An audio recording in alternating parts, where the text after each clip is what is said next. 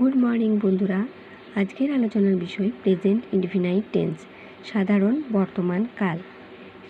টেন্সের আপডেটগুলো পাওয়ার জন্য তোমরা চ্যানেলটিকে সাবস্ক্রাইব করে নিও আর সবাই একটা করে লাইক দিয়ে দিও। তো চলো এসে শুরু করি। ভার্বের কাল, অভ্যাস, চিরন্তন, সত্য ও বর্তমানে ঘটা কাজকে প্রেজেন্ট ইনডিফিনাইট টেন্স বলে। যেমন দি কাউ ইট গ্রাস, গরু ঘাস খায়।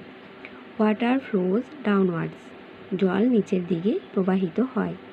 A B is an insect, মৌমাছি একটি পতঙ্গ।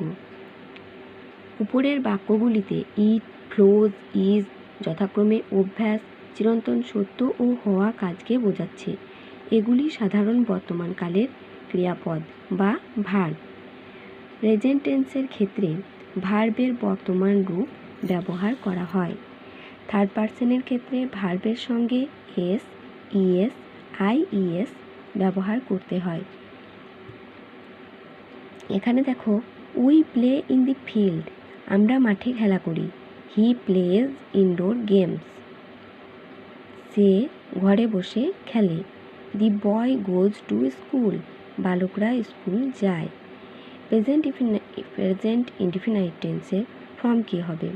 সাবজেক্ট, তার সঙ্গে ভার্বের প্রেজেন্ট ফর্ম, তারপরে বসবে আদার ওয়ার্ডস। নেগেটিভ সেন্টেন্সের ক্ষেত্রে উই ডু নট ব্যানানা, আমরা কলা পছন্দ করি না।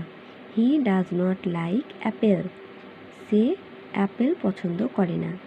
আই, উই, ইউ, দে ইত্যাদির সাথে ডু নট ব্যবহার করতে হয়।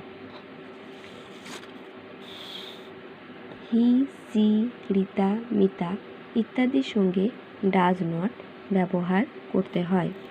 ইজ, অ্যাম, আর এর পরে নট বসবে। যেমন হি ইজ নট ওল্ড, সে বৃদ্ধ নয়। আই অ্যাম নট উইক, আমি দুর্বল নই। ইউ আর নট অনেস্ট, তুমি সৎ নও।